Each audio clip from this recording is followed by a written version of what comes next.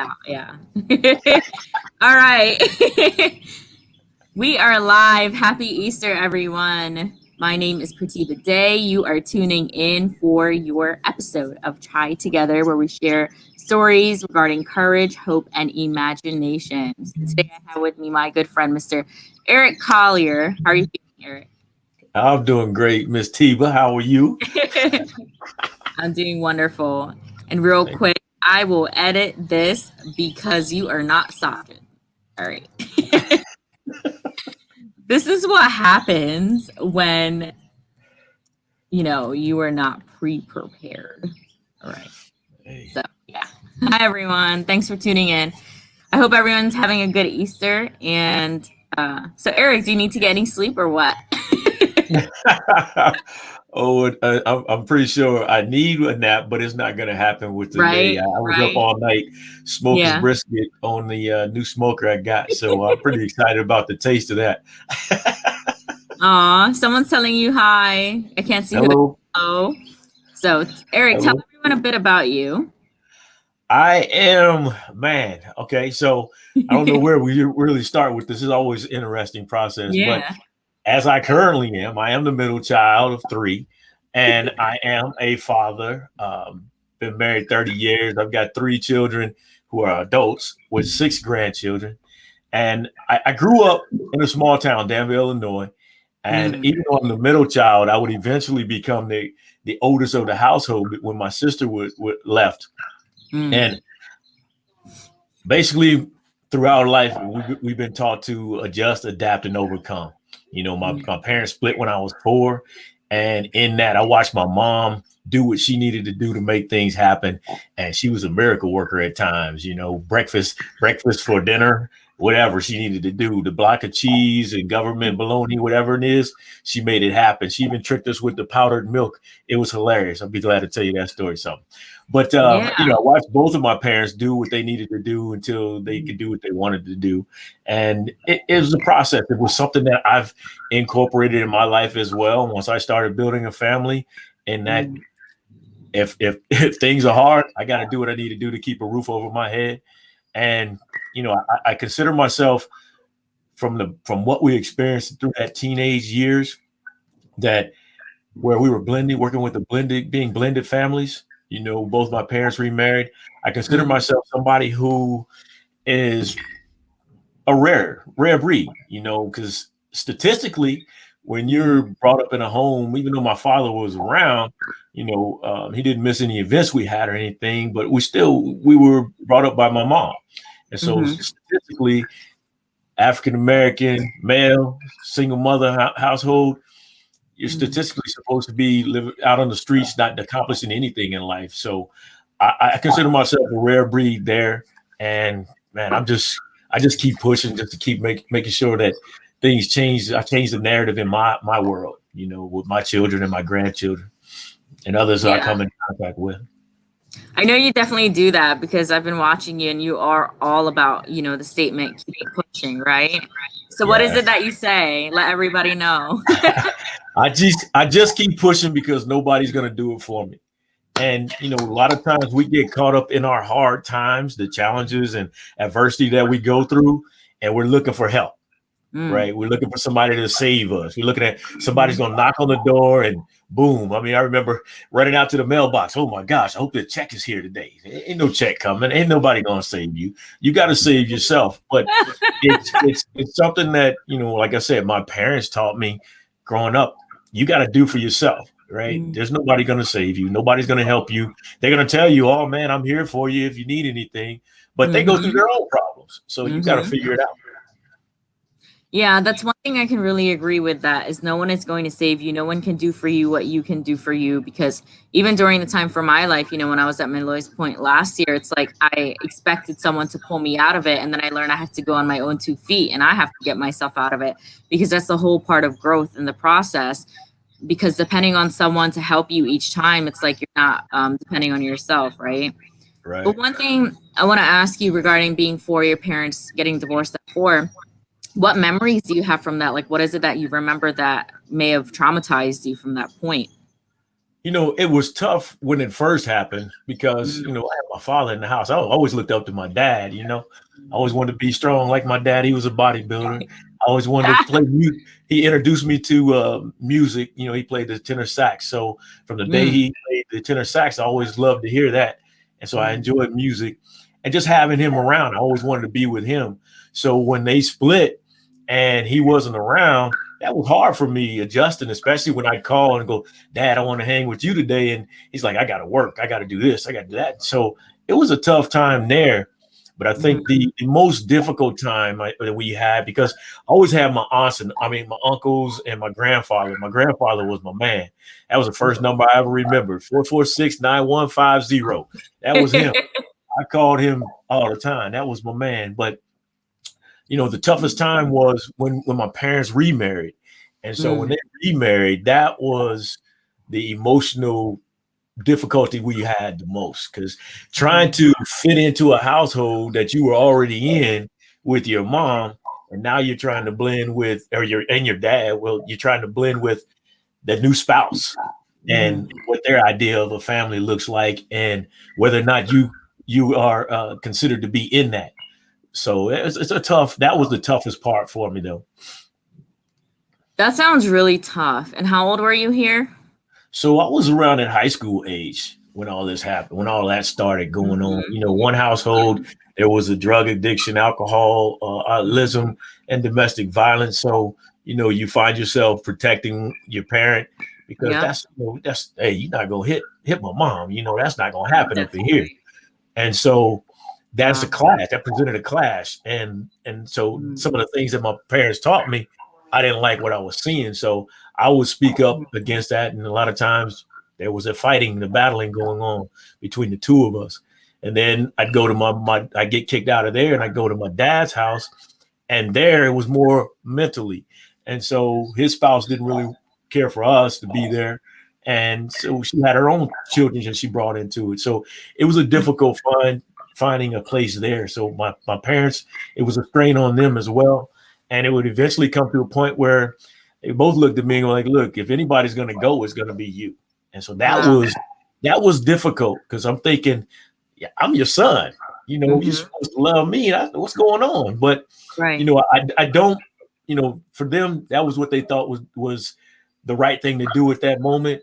And I look at it like this: it helped me because when I ended up in a hotel 30 miles away Mhm. from the place I grew up in, and I'm in a town I don't know, and I'm by myself, walking to work every night and trying to figure things out.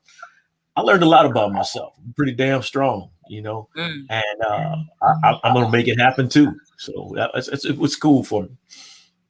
You made it happen, your own work life, your family, the speaking you're doing now about this. It's like you wouldn't have that story to tell if it didn't. But one thing I want to ask you is, have you forgiven them? That's a tough one. That was a tough one. It took years for me to forgive, Mm-hmm. and as soon as I forgave, it something triggered it again to where they Mm. did something else, and it's Yeah. like, but I had to dial back because that's no longer my battle, right? Mm. I took that when I finally left Illinois and went to California. Mm-hmm. I came to the decision that if that's what they want, that's what they get. That's what they're going to live with. That's not my ball to carry. Wow.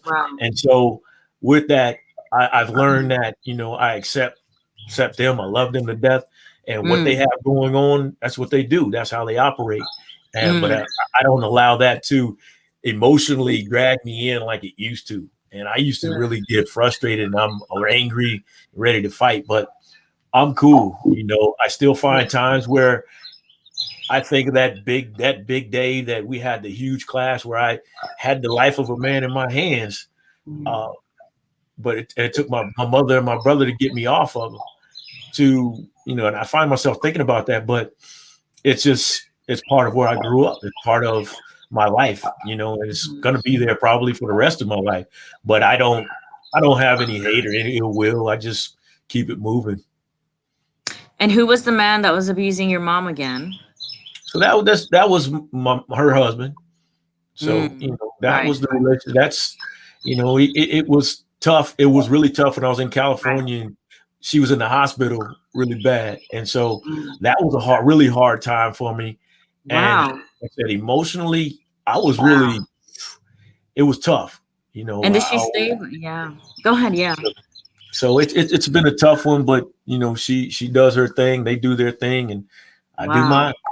I love her to death. That's my mom, and like I said, I want nothing, and I've always wanted nothing but the best for her, and Mm-hmm. I support her in everything she does. So I'm cool with it, and my dad as well. So Mm. But you I keep look your at it as distance now. I look at it as Yeah. it happened for me. Mm. It Right. it it encouraged me when I decided that well, I didn't really decide. I did, but I didn't. Decided that I was going to have a wife and kids. Mm-hmm. I knew one thing, that Mm. my children would never call anybody dad or father or whatever. I Mm. knew that was always going to be there. So, that's one of the things that I've benefited from, creating a family, that environment that I think is the one it's supposed to look like. So, Yeah. You're doing a great job. You were up thank all night. So Eric was sharing with me he was up all night putting brisket on the grill for his family.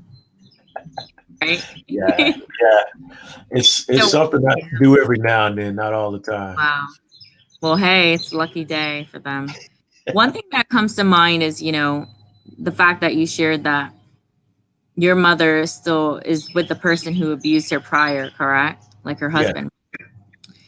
So that right there says a lot, because if she's willing to stay with somebody who disrespected her, right, and abused her to that ability where she's in the hospital, or even just put your hands on her in general, right? So it's like, if a person who can't even love themselves, Eric, how could she have given you the love? You know what I mean? That's what I take away from it. It's like your parents, it's like there was a lot of abandonment and rejection for you there, but perhaps they haven't been through that as well.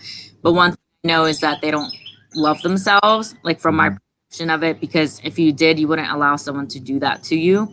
right. And if they knew any better, they would do better. This is something Miss Angelica Love in our program actually just recently shared with me regarding my dad when he recently put his hands on my mom. And, I was sharing with Eric, everyone who's tuning in, that thank you so much. Great interview. Yeah.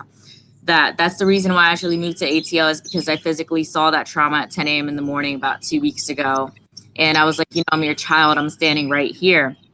And it's like my dad had lost control, and he doesn't have the emotional intelligence to know, hey, like my child is standing right here watching this. And I had my headphones in, and I was actually going to go make chai.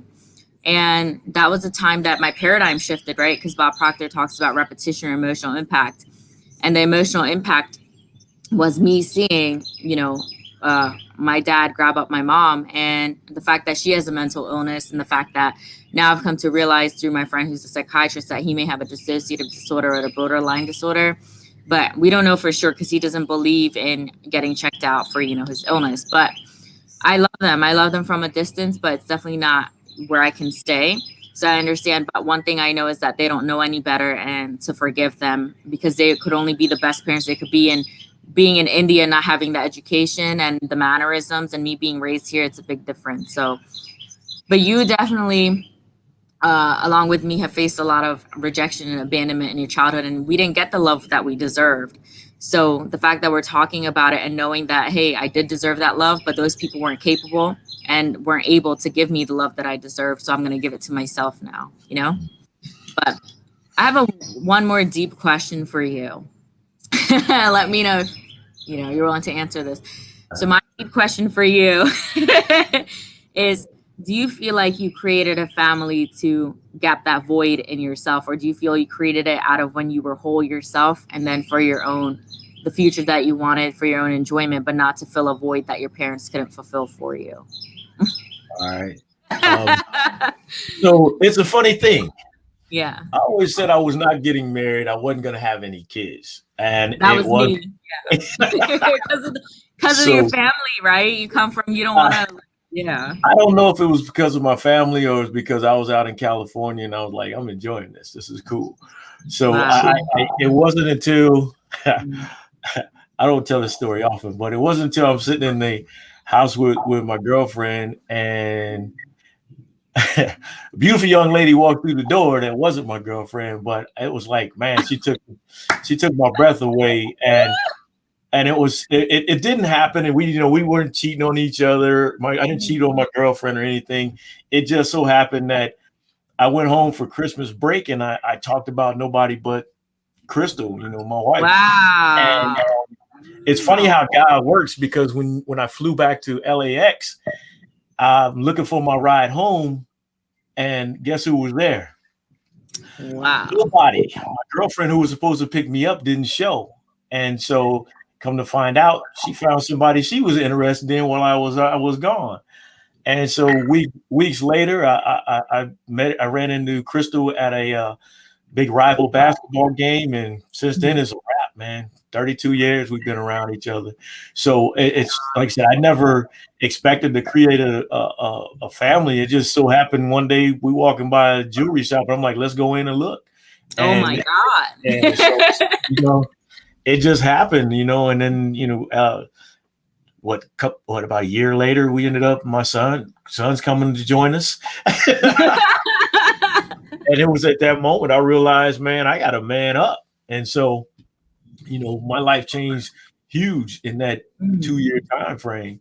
And it just, like I said, I never created a family on purpose. It was just, I didn't choose not to create a family, but I did create a family, So I just know that when it happened, I knew that I was the only one that was going to be called dad. There wasn't going to be no other man in their life that's going to take care of them. And so, even though the challenges of, bringing two different people from two different worlds together, and the stuff that they bring from each lives has been, difficult at times, but man, you know what? Making it happen, you make it happen. Eric, you have an interracial marriage, correct? Yeah. My wife, her dad's from Guam, and then her mom is Native American and German, I believe. Yeah. Have you ever faced any challenges being in an interracial marriage? Yeah. Well, my gosh. So you think about it, I'm on the West Coast, and during the 80s, where, we're getting pulled over just because we're black. But not only that, I'm in a town where, it was predominantly white. And so you'd get the N-word quite a bit, and you get discriminated against. And it was so bad that they wouldn't allow Video Soul to even be on the TV channel. They opted for more country music, but it was hilarious. And then you come to the East Coast. You come to the East Coast. I live in Washington, D.C. metro area. So she gets the opposite side of it. We both get the looks, and I don't really pay much attention, but you know what it is. And it's interesting. It comes from both sides of the world, and it's sad, because nobody was originally here. Not too many, right? In the United States, many of us has come from different countries, but that's just the world we live in. But I teach my kids, man, and that's how I grew up as well. You know what? I'm happy with everybody. I'm diverse. Right. Man. I love everybody, so I'm cool with that. And I teach my family the same thing. If you ever need somewhere else to move, Atlanta is great. Very diverse. We've talked about Atlanta many times. And it is being a Georgia Bulldog fan, I've talked about Atlanta many times. Everyone is very nice and just talk to one another, and it's great. I mean, from the experience I've had so far, but there's pros and cons to a relocation, but it's very diverse. I want to ask you, what are your goals and dreams now?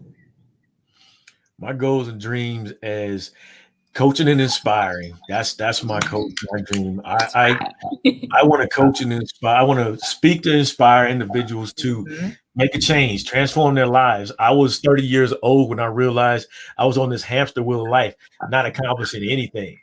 And I thought I was doing the right thing, because I was always taught, get the good job, with the benefits, and 40 years later or whatever, you retire and go do what you want to do. Of course, after the kids are raised and everything else.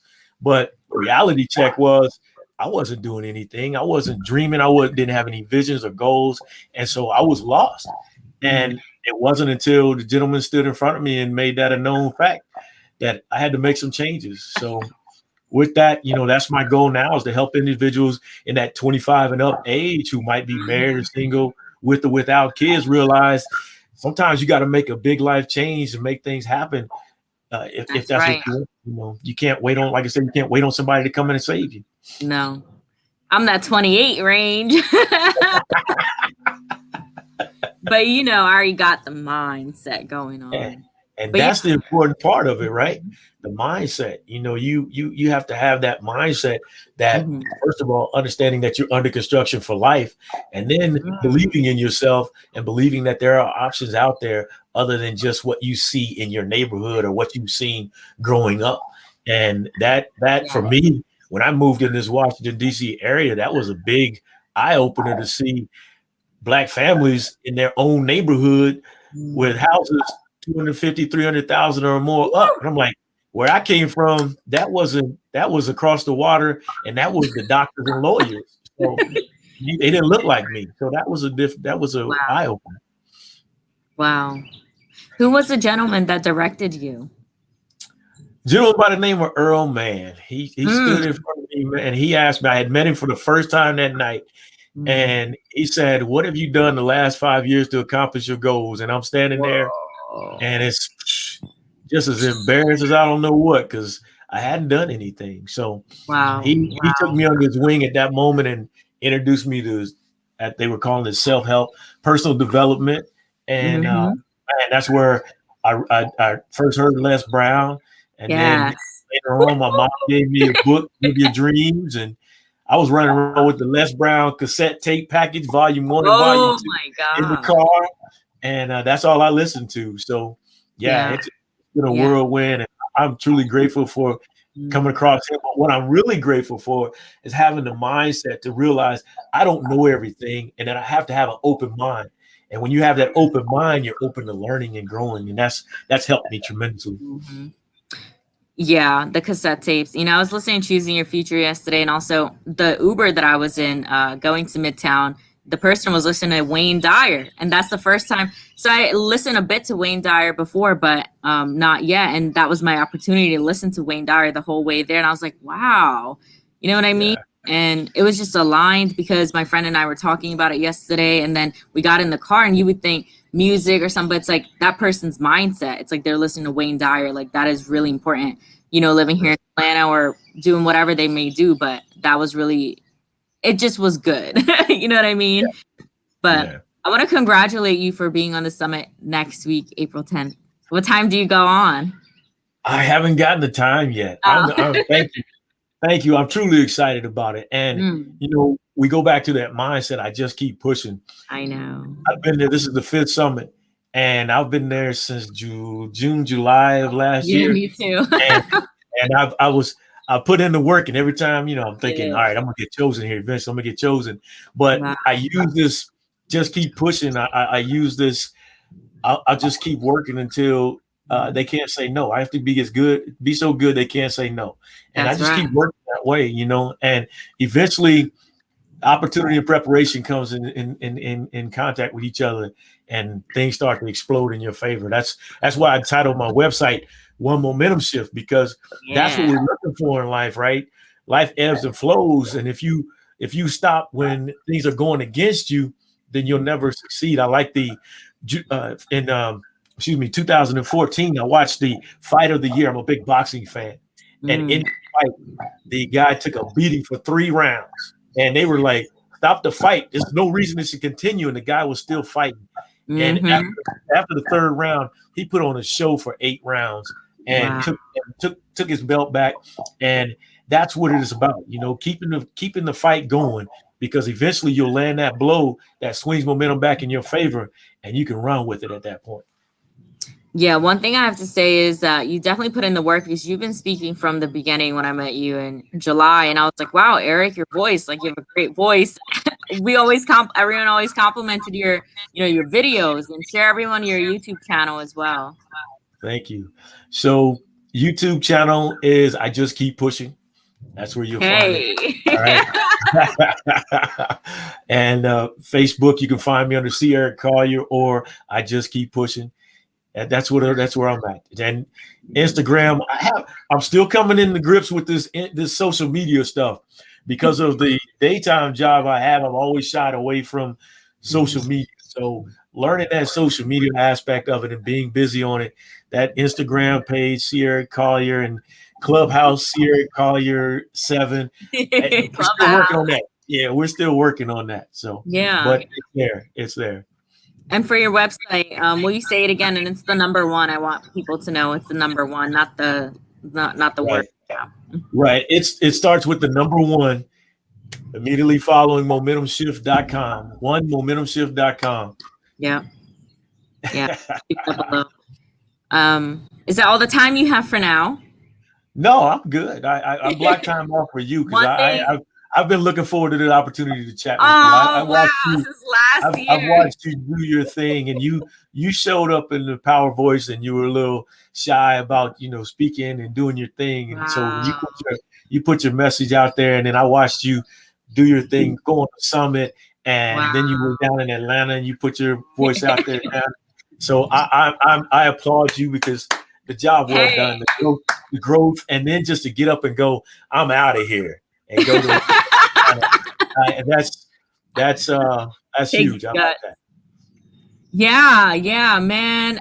Something came over me and it's just like, I don't deserve to be here. I've grown so much. And it's like, I need to put myself in a better environment. It's like just to believe in yourself and have that courage. Like I did not have it because I thought it's a paradigm, why do I keep circling back to, my parents' home? Like, what is it when I know it's toxic for me? I love them. Like, do I have an obligation? Like, what is my paradigm?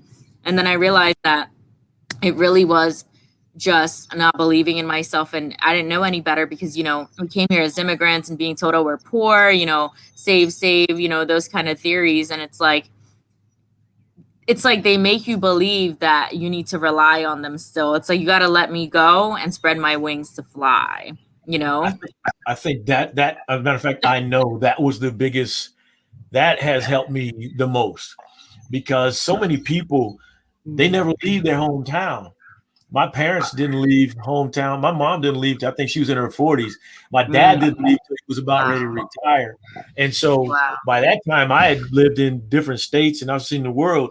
And so it's a big experience to be able to get away and to see something different, right? That's right. No matter where you live, even if you live in a big city, go to another big city, go somewhere else where you experience the people in a different environment. You experience life in a different way. Most importantly, you don't have anybody to fall back on.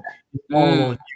And so that's when you learn, and talk about adversity opens a man up to who he really is, So when you facing the challenges and you got nothing to fall back on, right? It's on you to figure it out. Like I said, my mom was resourceful. I go back to that powdered milk. She talked about making $10,000 taking care of 3 children, and she brings home the block of cheese and the block of bologna and the powdered milk, and we're like, not drinking that powdered milk. That's powdered milk. I want the stuff we get from the store already made, right? So it wasn't until we started this COVID thing that we were talking to my mom on a Zoom call, my brother and I, and she said, Eric and Chris, you remember that powdered milk? We're like, yeah, Mom, yeah, we wasn't drinking that stuff. She said, well, let me tell you this.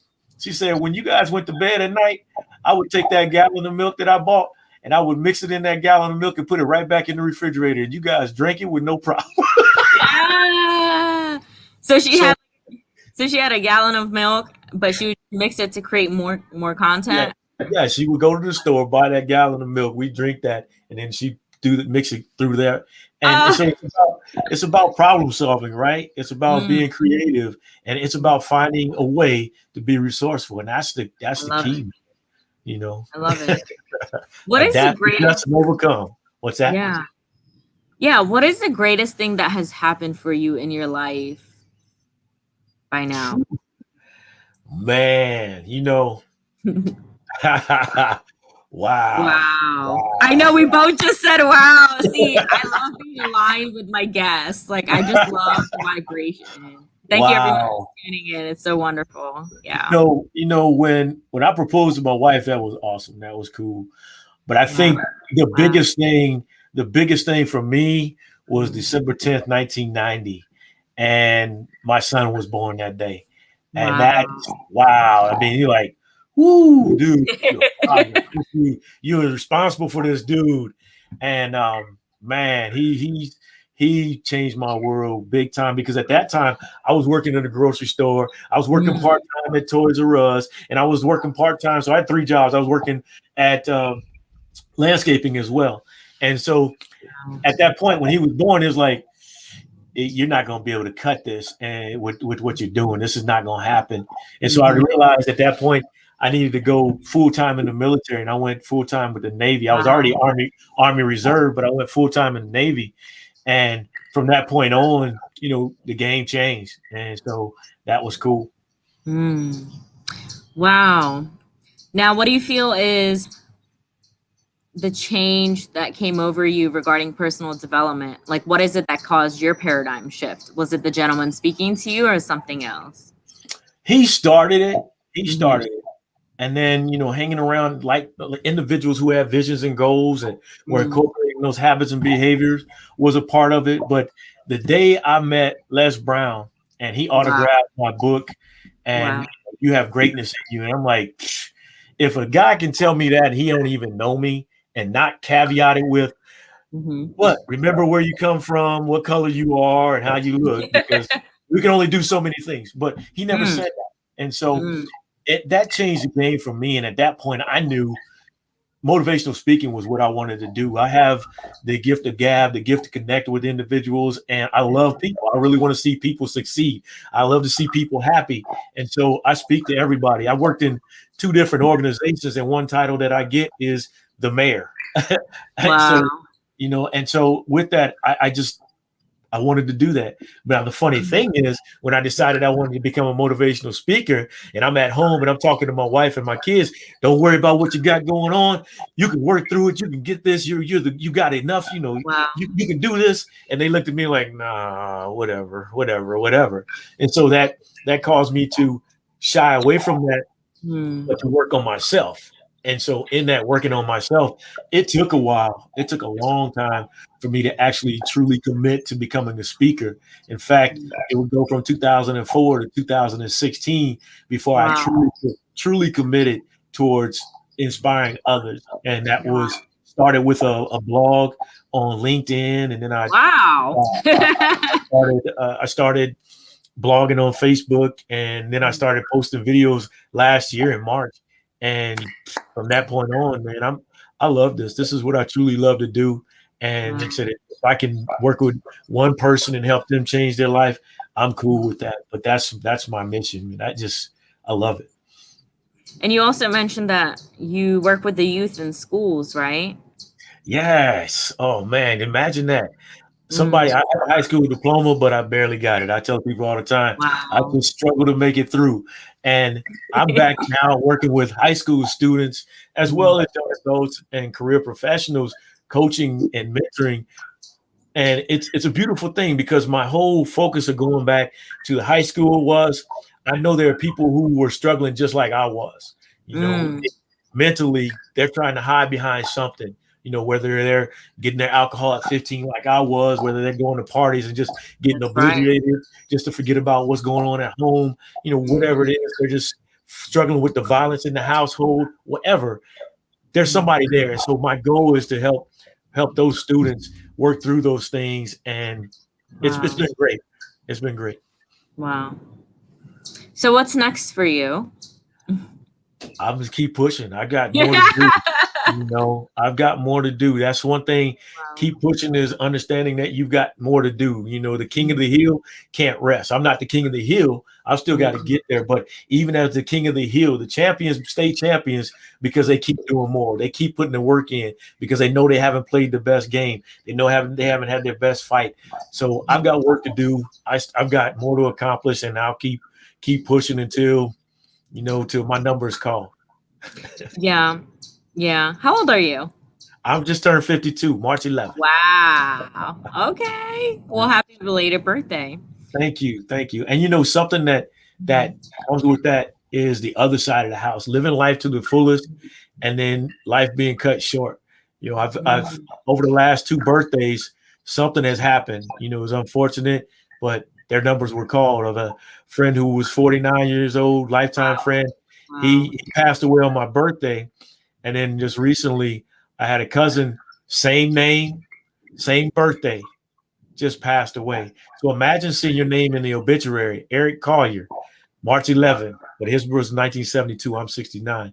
So Mm. imagine that's when you realize, hey man, as my dad says, you might wake up and have bacon and eggs, but that don't mean you're coming home to have steak and potatoes. So you got to Wow. take life serious. So even at whatever age you are, if you're waking up every day, it's not too late. You can start at any time. If you're waking up in the morning thinking that something's wrong and something needs to change, that's when you start making that change, because it's true. Something needs to change.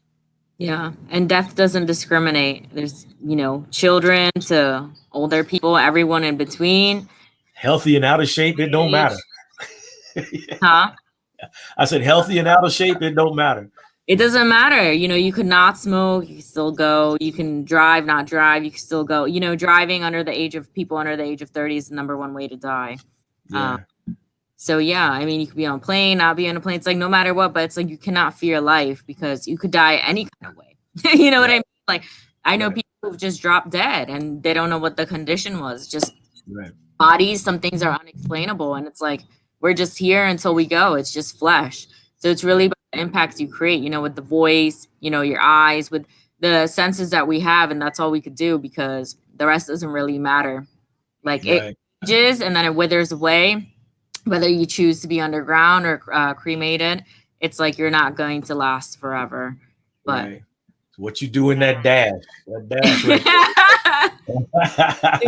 it really is very serious. That's why so it's like, the area I live in and it's the ghetto, it's the hood at this time. And it's interesting because I've never lived in this environment. But one thing I noticed is young people blasting music, N-word, N-word, N-word. And I'm doing grad school homework. And I'm like, wow, like, do people not go to school here? Like, I cannot concentrate. And it's like, got their butts hanging out. Now I know what Les Brown's talking about because he lives here in Georgia. And people have their butts out.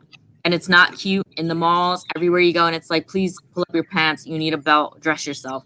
And it's really like, wow, like it's not cute, Right. I have nothing more to say. It's just like it's disturbing more so to me. Kind of like, whoa, I don't want to see your privates. Like, Right. Yeah. It's really bad. It's interesting to see how the world has changed and trending toward a trend that started in prison. Yes. Think about that. So it's just like, and they say it's like that's why Les says self-image is so important. How you dress yourself. It's like you don't see females with their butts out like on a date, like walking with pants. You know what I mean? It's not. No, nothing more to say on that. It's just like what. Right. Yeah. You gotta respect yourself, and I get it. Everybody wants to be unique, but are you really being unique when you're fitting in with everybody It's like else? you're getting aired out there. It's like the air's hitting your bottom. Oh yeah, man. I always look at it like this. Growing up, I was always trying to fit in, trying to figure out what group I fit in. I'm trying to fit in with different groups, but you're not designed to fit in. You're designed to fit out, and you're a unique individual. When you look at the fact that you were created in this likeness, you're created to soar like an eagle, and eagles don't fly in groups. You might find one or two together, but they soar by themselves, and so that's what you're designed to do. So that's the way you should live life. Trying to fit in just keeps you in the same dynamic as they are, not working on what any goals, making the same amount of money, not accomplishing anything. And so the focus is fit out. Wow. Also, one question that comes to mind, where is your Chai Together mug? I sent you a picture. It's being used right now. My wife likes it. She likes it. She drinks the tea. She drinks the tea and the coffee, and she even puts soup in it. So she likes it. Yeah, it's a big mug. So today I have Tulsi tea, the Tulsi leaves, Tulsi from India. Yeah. It's called Organic India Tea brand. Yeah. Okay. I haven't been having chai at home here, inside here, but I've had it at like restaurants around. But it's still not the same as how I make it because I know I run. So it never is. I told them. I said to them, I said, who made this chai? I was like, I could do better. I literally said that. And I was like, what is this? And yesterday a lady was arguing. She was becoming argumentative. it was an American store, not an Indian store. And I told her that, she said it was chai. She showed it to me. I said, okay. I said, let me taste that, because I like to taste different varieties of chai, right? Indian chai. And it was just a lot of milk. And that was basically, I said, I don't want this. And she argued and she stated to me that, I made it just how you want it. And, I told you what's going to be in it. I said, as a customer, I don't want it. And it's like, you keep arguing with me. It doesn't change that I don't want the drink. Right. Yeah. Yeah. It's I like, like the yeah, I yeah. like the I like the places that I like the people who go into places with their authentic restaurants, and Yeah. they've got they've got the staff that is from the country, and they go to the Yes. restaurant and tell the people there, this is not authentic Thai food or authentic Mexican food. Like, wait a minute, hold on a second. I'm from Mexico. This is what I'm teaching. I'm from That's Thailand. right. This is what I'm cooking. So That's it's right. hilarious. That's right. I love it. Well, Eric, thank you so much for being here today with us on Easter. Thank you for the opportunity. I've been looking forward to it. Like I said, I love what you're doing. Keep pushing. You're doing some great things, and I look forward to seeing you next on stage, wherever it's at. Wow. Yeah, I know Mr. John Agulu's having the summit again in Atlanta. Do you know about it? I did hear about it. Unfortunately, I won't be able to make it. My daughter's getting married. She was supposed to get married in Wow. February, but COVID pushed it back, and she's getting married in June. So that's going to be, Big yeah, congrats. that's my baby girl. She's getting married. Wow. I'm proud of her. She does her thing. Wow. That's amazing. How old is she? She is 27. Wow. I'm just Yeah. older than her. That's Well, amazing. What you created with your life, it's really amazing, regardless of what, your situation was at home when you were a child. It's like, you didn't, I don't know the personal details, but it's like you didn't follow their path of separating your family and having more than one dad, such as you said, because it really is damaging to the child, whether you're divorced, not divorced, like whatever situation you're in. If it's not healthy and the child can sense and see and observe that their parents aren't getting along, it really affects, their mental health that way. There's no way to avoid it, and there's no way to avoid pain, drama, all these things, but it's just really how to do it to the best of our ability, where we can maneuver around those things, because no one has time for that. Yeah, yeah. And like I said, I I'm under don't. construction. I've never been perfect. Don't claim to be perfect. So I find, Mm, you still incorporate habits that you grew up with, and you just kind of go, all right, well, we can't keep continuing that path. But there, yeah. like I said, there's things you always working on and trying to get better with becoming a better you. I always say I'm working to introduce myself to the new me, so that the new me takes me to another level. So I just keep I love rolling. it. It's Yeah, like becoming, right? It's like yeah. everything makes you who you're becoming. Every conversation, everywhere you go, all the experiences. Anytime we look at something, that's sight, we're blessed to have sight in all our senses, you and I. So Yeah. incredible. Well, Yeah. thank you. Thank you very much. I appreciate you. Bye for now. Goodbye. Thanks everyone for tuning in. Until next time. Bye.